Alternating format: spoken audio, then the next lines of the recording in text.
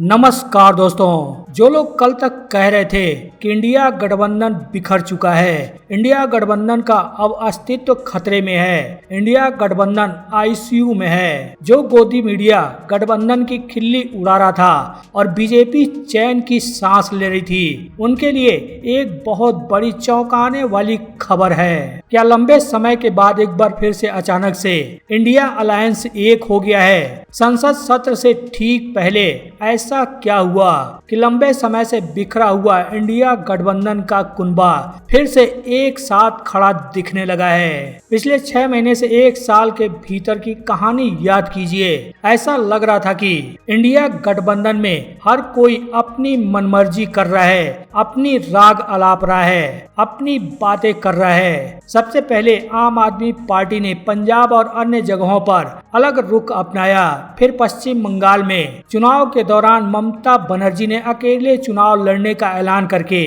गठबंधन के अस्तित्व पर ही सवाल खड़े कर दिए। और रही सही कसर तब पूरी हो गई जब तमिलनाडु के सियासी समीकरण बदले।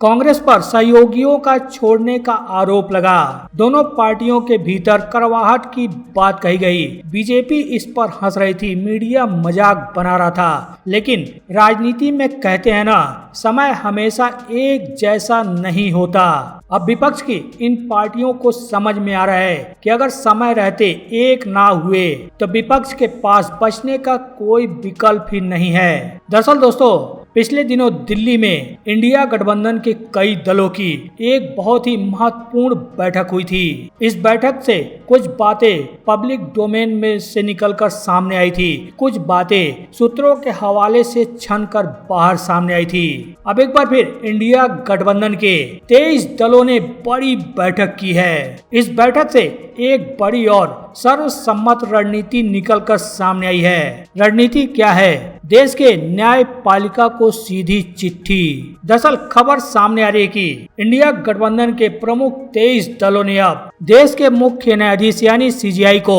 एक साझा पत्र भेजने का फैसला लिया है। और इसकी जानकारी खुद कांग्रेस नेता जयराम रमेश ने दी है। कांग्रेस नेता जयराम रमेश ने बताया कि इस पत्र पर विपक्ष की 23 पार्टियां, जिसमें Congress, Marxvadi communist party CPI, Samajwadi party TMC, RJD, Rashtravadi Congress party यानी शरद पवार की पार्टी, उद्धव ठाकरे की पार्टी डीएमके, आम आदमी party JMM, Janata Dal United, Jammu and Kashmir national conference, Jammu and Kashmir people democratic party BCK, IUML सहित 23 विपक्षी पार्टियों और एक निर्दलीय उम्मीदवारों ने इस पर हस्ताक्षर किए हैं, जो 8 जून को हुई इंडिया गठबंधन की बैठक में शामिल हुए थे। दरअसल देश के कई राज्यों में एसआईआर प्रक्रिया हो चुकी है और कई राज्यों में बड़े पैमाने पर चुनाव आयोग एसआईआर प्रक्रिया चला रहा है। इस प्रक्रिया पर शुरू से ही विपक्ष हमलावर है, लगातार इस प्रक्रिया पर सवाल खड़े करता आ रहा है। अब इसी मामले को लेकर इंडिया गठबंधन की 23 पार्टियों ने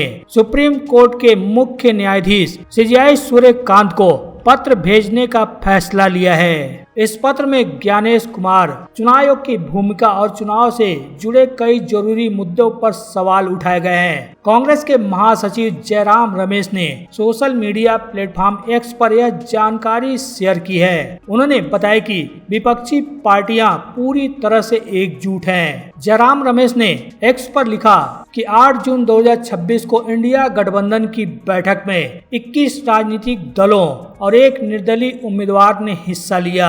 इस बैठक में भारत के माननीय मुख्य न्यायाधीश को एक संयुक्त पत्र भेजने का फैसला किया गया, जिसमें भारत के चुनाव आयोग की एसआईआर प्रक्रिया और चुनाव से जुड़े अन्य मुद्दों का जिक्र किया गया है। इसी के तहत आज भारत के माननीय मुख्य न्यायाधीश को एक संयुक्त पत्र भेजा गया है, जिस पर 23 राजनीतिक दलों और एक निर्दलीय उम्मीदवार ने हस्ताक्षर किए हैं। ऐसे में अब इस पत्र पर विपक्षी दलों का समर्थन और बढ़ गया है। उनका कहना है कि इस चिट्ठी पर कुल 23 राजनीतिक दलों और एक निर्दलीय सांसद ने दस्तखत किए हैं। बता दे, इस संयुक्त पत्र पर निर्दलीय सांसद और वरिष्ठ वकील कपिल सिब्बल ने भी हस्ताक्षर किए हैं। इसके अलावा टीएमसी के नेता डेरेक ओ ब्रायन ने सोशल मीडिया पर बताया कि इस मुहिम में आम आदमी पार्टी और डीएमके भी साथ है और दोनों पार्टियों ने इस पत्र पर साइन किए हैं। खबरों के मुताबिक इस पत्र पर चुनाव आयोग की भूमिका और कामकाज के तरीके पर चिंता जताई गई है। गौरतलब है कि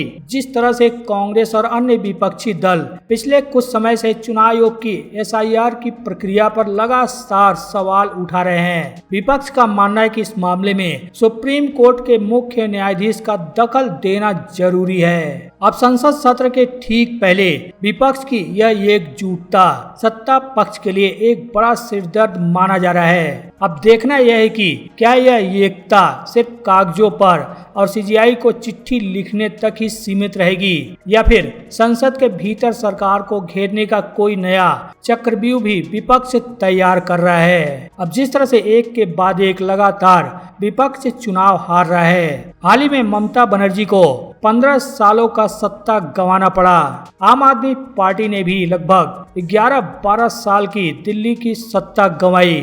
अब क्या लगता है, क्या ममता बनर्जी, कांग्रेस और आम आदमी पार्टी का यह नया रूप बीजेपी की टेंशन बढ़ाएगा? आपकी राय क्या है? आपको क्या लगता है आने वाले समय में क्या होगा? विपक्ष की क्या रणनीति होगी? आप अपनी राय कमेंट कर जरूर बताएं। साथ ही वीडियो को लाइक करना, शेयर करना तो बिल्कुल भी ना भूलें।